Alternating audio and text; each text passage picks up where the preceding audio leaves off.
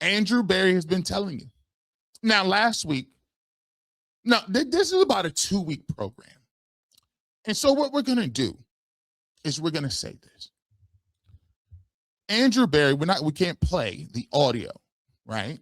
But Andrew Berry has been telling us from day one what's on his mind.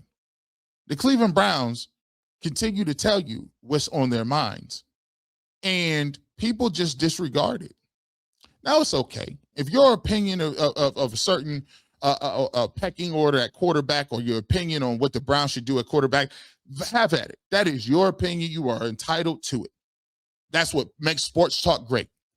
But the point that I'm making is, just because that's your opinion doesn't mean it's necessarily accurate based on what's going on and what the Browns are saying. So Andrew Berry comes out, sits down with Nathan Zegura talking about the interview. Now, mind you, the Browns put that out. The Browns put that out. We didn't put that out. Browns put that out, right?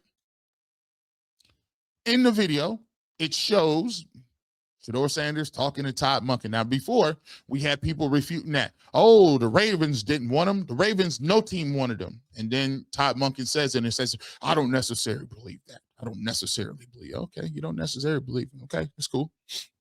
So then press run happens. Shelby Harris comes out, talks about Shedeur Sanders. You got Denzel Ward saying it. Then Myles Garrett, last week we talked about it. Myles Garrett just came out and said, is Shedeur the guy? We look at him like that. We look at him like that. And then this week, it is Andrew Berry. And Andrew Berry, as he's sitting there talking, he tells you not only about this, he tells you about the draft.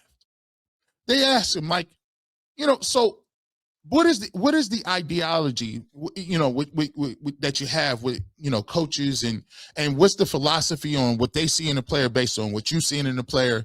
And he basically said, listen, I'll go back to 2020.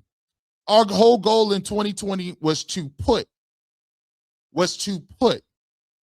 weapons and infrastructure around our rookie quarterback, Baker Mayfield. We wanted to make sure that he was off to a successful start. We wanted to put things around him, and that was our goal. Now, anybody who knows football knows that we had a patchwork defense. And after we had assembled what we assembled, most of our efforts were going to be then to plug and get together the defensive side of the football. He said, I would say it's the exact opposite of that this year. We know we have a great defense, but the goal, and most people who came into interview knew, pretty evident, that knows ball, that the offensive side of the football was the main priority, and we didn't even have to spend a bunch of time explaining that. Now, the fact that he used Baker Mayfield and saying and what we wanted to do was to go out and put weapons around our our rookie quarterback. And then to say, this is exactly what we're thinking about doing right now. And all the coaches we brought in knew that as well.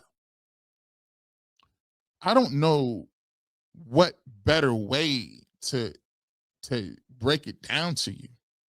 At this point, all of them keep saying the same thing. They keep saying the same thing. They're telling you exactly what they're thinking. He also went on to say, we brought Todd Monken in because of what he can do with young quarterbacks. I wouldn't classify Deshaun Watson as a young quarterback. No disrespect. The reality that nobody wants to say is this: the reason Todd Monken received the job he had is because he came in, showed a vision and an excitement level for what they had in the quarterback room, and showed a game plan and a success, a vision of success he had for the people that were already here. Contrary to popular belief, we have gotten to the point where it's getting comical, man. You know, we could come out with all these, numbers and we keep going over the interception stuff. We keep saying it, but then again, I don't hear nobody in the organization saying it. That same pushback about you not knowing what it is after 7 games, I don't hear it. Where is it in Myles Garrett's voice when he said he's going to get the first shot at it? When he said we're looking at him like that? Where was it when Denzel Ward said, hey, listen, man, I feel he got a great opportunity to go out there and get that job if he wanted? When Shelby Harris said, listen, let me tell you this, man, this guy is a locker room leader. We all behind him.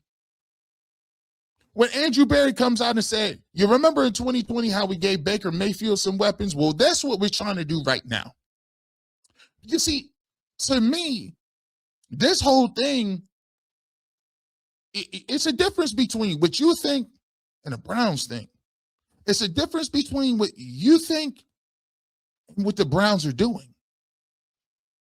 And I would like to just, I'm not the, I'm not the guy that says I'm right all the time. I'm not the guy I was right about this. I was right about that. I was right about that.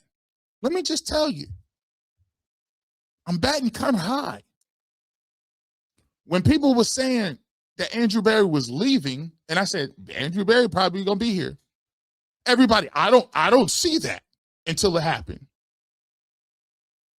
Nobody, Shedeur, nobody was interested in him. And then they come out and say, yeah, the Ravens were.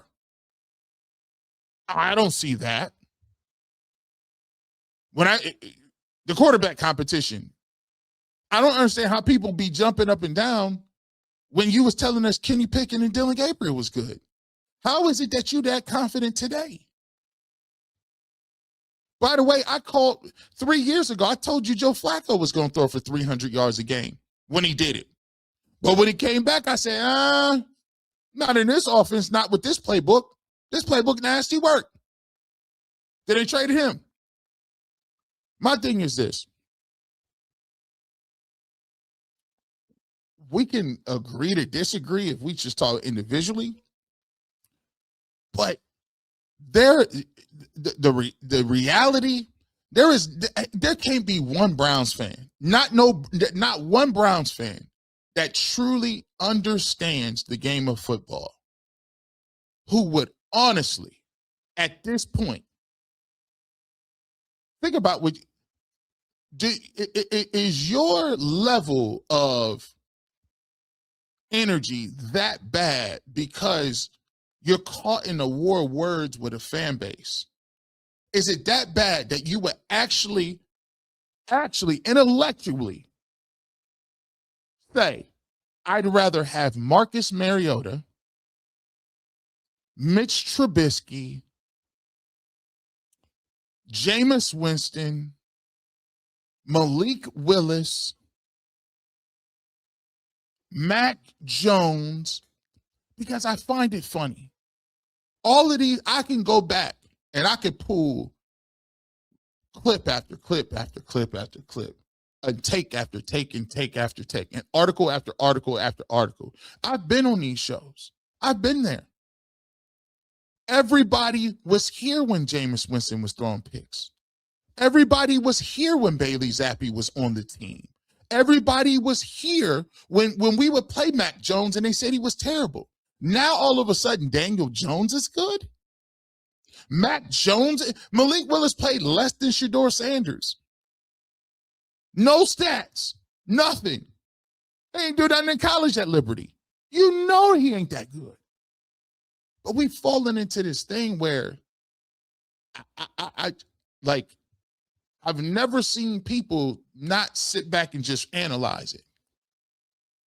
Am I doing this because I really don't think that Shedeur Sanders can play, or am I just doing this because it's opposition?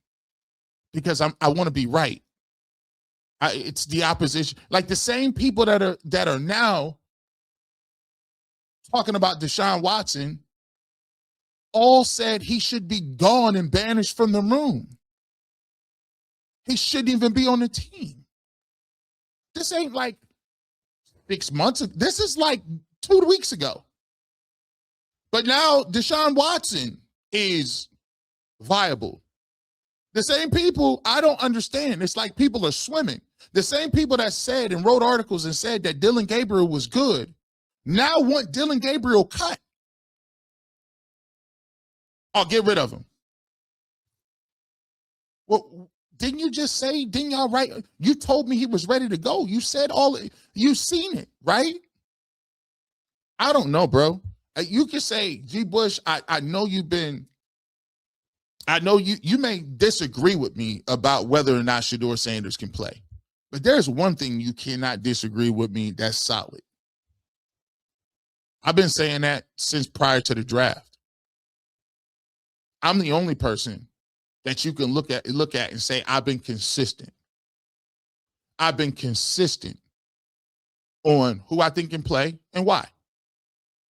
But I can't say that the same about everybody else. The same consistency that they lauded Dylan Gabriel for, they say he's garbage and want to cut him. It's a 3rd round pick. You're willing to burn that asset just to get rid of him? When people said Myles Garrett couldn't show no leadership and they should have got rid of him, he then came back the next year and broke the sack record. They said Deshaun Watson is a pariah, should not even be on the team roster, period. Some people still advocating for taking an $80 million cap hit. I just don't understand. From week to week, from day to day, from hour to hour, boy, man, I don't know where people stand at. But I do know that if you just listen to what the Browns are saying, the most logical reason and most logical thing and the next logical step would be, you know what, I think that the Browns, they may just actually like Shedeur Sanders. And he might play. But then again, you would have to listen to him.